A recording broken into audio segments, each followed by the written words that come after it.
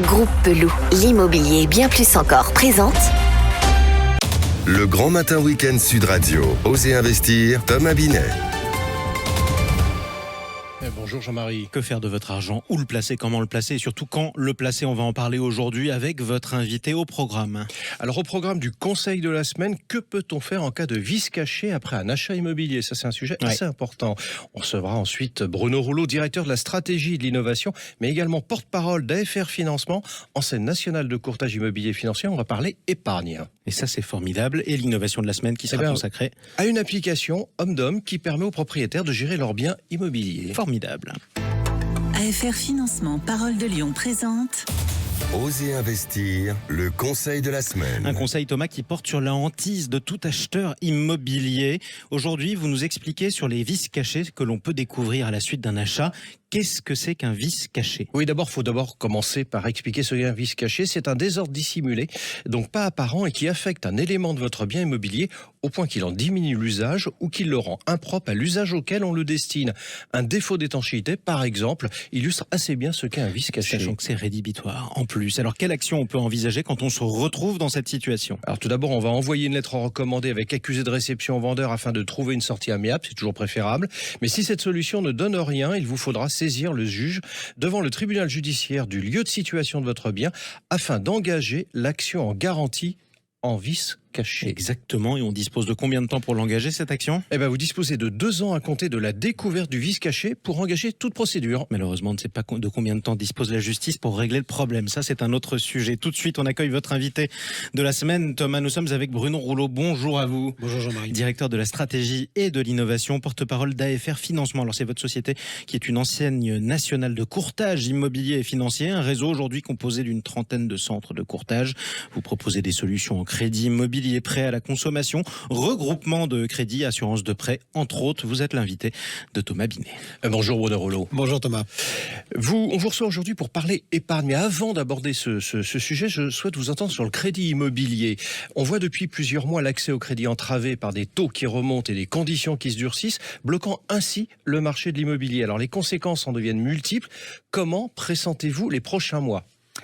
Alors, il y a plusieurs hypothèses. Premièrement, parce que les causes fondamentales, c'est les sujets de la restriction en termes de distribution de crédit qui est volontaire de la part des organismes de tutelle, des autorités de tutelle. Ce que vous dites, c'est qu'on ferme le robinet. Oui, clairement, les autorités du marché ont décidé, que ce soit européen ou national, ont décidé de fermer, de réduire, avec 2 objectifs. La première, c'est de préserver la valeur des actifs, alors qu'on s'attend à ce qu'il y ait une correction par le prix des logements, pour éviter que, dans tous les cas, on continue sur l'euphorie de ces dernières années.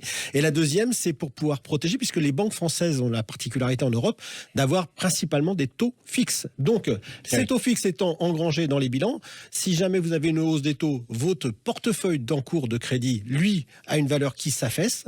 Et donc, si jamais vous ne pouvez pas liquéfier votre portefeuille d'encours, vous êtes dans une crise de liquidité qui pourrait fragiliser le système bancaire. Donc, on voit bien que c'est une volonté stratégique, tandis que l'appétence des Français pour l'achat immobilier est toujours présente. Est toujours présent. Alors, on va s'intéresser quand même à une partie de cette population, c'est les primo-accédants. Sur l'accès au crédit, c'est les premiers touchés. Alors, en général, c'est les premiers touchés, sauf quand il y a des dispositions particulières. Mais c'est les premiers touchés pour tout. Et ça a été les premiers touchés déjà depuis 2-3 ans.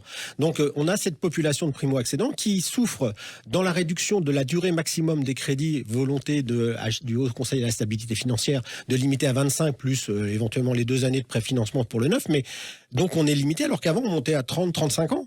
Et pour les plus anciens comme moi, on a même connu du 40, voire du 50 ans. Alors, on va pas polémiquer là-dessus, mais en tout état de cause, le fait de réduire à 25, par nature, diminue. D'autant plus que les primo-accédants sont généralement, alors à quelques exceptions quand même, mais sont généralement des jeunes ménages, ce qui veut dire qu'il y a un parcours professionnel évolutif et des revenus évolutifs. Donc vous les bridez d'entrée de jeu, alors que normalement, et jusqu'à présent, on avait plutôt une progression possible. Alors ça, c'est le premier sujet. Et on a une autre population, c'est les investisseurs et les seniors, qui sont aussi particulièrement souvent... oui, parfaitement, parce que les critères du HCSF ne permettent plus de cumuler, de faire la différence entre les revenus locatifs de leurs investissements et la charge de remboursement qui correspond au crédit pour l'achat. Alors justement, on parle épargne dans un instant, mais juste avant de parler d'épargne, vous êtes courtier, c'est bien ça. Oui. Et j'aimerais bien que pour nos éditeurs, que ça soit clair, c'est quoi un courtier? Parce qu'on parle toujours banque, courtier. Je suis pas sûr que tout le monde fasse bien la distinction quelquefois. Alors oui, et puis en plus, j'entendais Jean-Marie dire courtier en immobilier. Non, on est courtier en opération de banque. Donc on est particulièrement reconnu sur le courtage en crédit pour pouvoir aller chercher. Mais vous avez des courtiers un peu dans tous les domaines. C'est un métier vieux comme le monde. Le courtage dans les matières premières, ça existe depuis tout le temps. Le courtier en opération de banque, c'est quelqu'un qui est intermédiaire entre une banque qui cherche des clients qualifiés ou ciblés et des clients qui portent des projets, qui cherchent un financement. Donc on est là pour ajuster tout, préparer le dossier au maximum de la part du consommateur sur son projet pour qu'il ait toutes les chances de réussir et préparer tout pour pouvoir répondre aux attentes et à la qualification de la clientèle qui est demandée par le banquier. Alors on est intermédiaire là-dedans et nous, notre professionnalisme, il est vraiment d'accompagner les porteurs de projets et de qualifier, de filtrer pour le compte des banques. Alors, on va parler justement épargne maintenant. Plan d'épargne logement, c'est un placement intéressant, on est d'accord? Écoutez, ce que j'adore, parce que j'ai aussi, je suis passé dans mon passé par la banque, on redépoussière quand même quelque chose qui existe depuis quasiment 60 ans. Donc c'est assez intéressant de voir qu'il faut qu'on soit dans une période de crise pour s'intéresser à des produits qui perdurent et qui, pour le coup, répondent régulièrement à des besoins. Mais alors, il y a une remontée des taux, on vient de le dire. Donc, est-ce que c'est le placement idéal eu égard à la situation? Alors, eu égard à la situation, ça dépend de l'usage que vous voulez en faire. Si vous voulez le viser sur la partie épargne, parce que l'épargne logement, que ce soit sur le plan ou que ce soit dans le compte, a une particularité, et c'est son attrait, c'est qu'il y a une phase d'épargne et il y a une phase de crédit. Et dans la phase d'épargne, aujourd'hui, il est remonté depuis le mois de janvier à 2% net. Donc ça peut être intéressant parce que jusqu'à présent, on était plutôt sur des taux de rendement monétaire qui étaient assez faibles. La reprise de l'inflation enchaîne avec elle la remontée des taux des placements réglementés. Donc on peut imaginer que ça soit pas forcément très intéressant. Par contre, si vous visez l'objectif de la phase crédit après, le taux du crédit étant fixé contractuellement par rapport au taux de l'épargne au moment de la signature du contrat, vous avez des taux qui sont garantis d'ores et déjà pour les années à venir. Alors, au-delà justement du PEL, en épargne disponible, il y a entre autres le livret A. On en parle beaucoup depuis plusieurs mois puisque ça a été réévalué.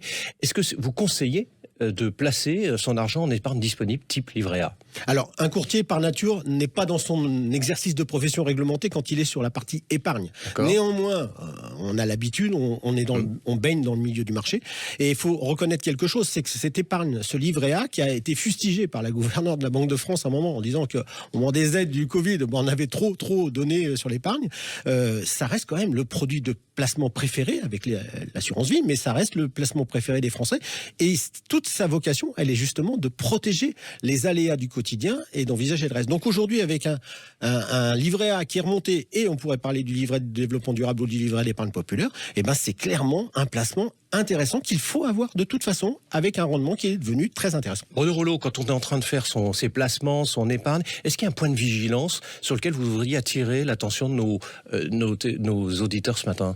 2 points de vigilance, si vous me permettez, Thomas. Le premier, c'est premièrement diversifier. Il est très dangereux de se positionner sur un seul placement.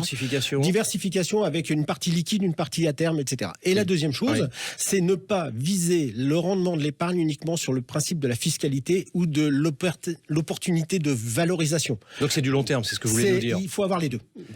Parfait, merci Bruno Rollo. Merci à vous d'être intervenu sur Sud Radio dans Oser Investir. Je rappelle que vous êtes le directeur de la stratégie et de l'innovation et porte-parole d'ailleurs d'AFR Financement. À bientôt sur Sud Radio. Thomas, tout de suite, l'innovation de la semaine. Vous allez nous parler d'une application familiale et patrimoniale qui s'appelle Omedom. Oui, Omedom est effectivement une application téléchargeable qui permet de gérer l'intégralité de son patrimoine. Elle propose aux propriétaires immobiliers de centraliser l'ensemble de leurs éléments, comptabilité, société, gestion locative, etc.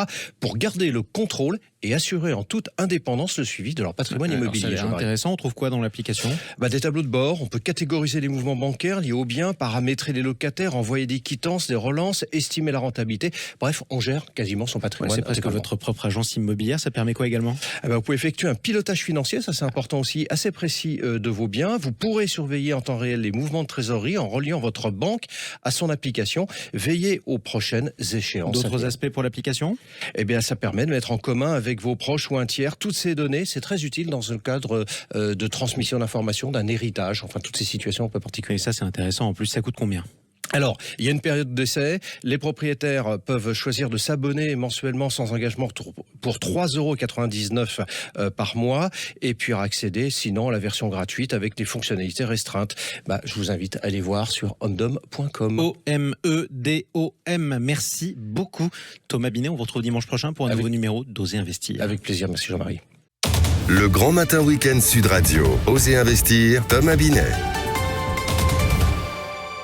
Avec Groupe Pelou, l'immobilier et bien plus encore.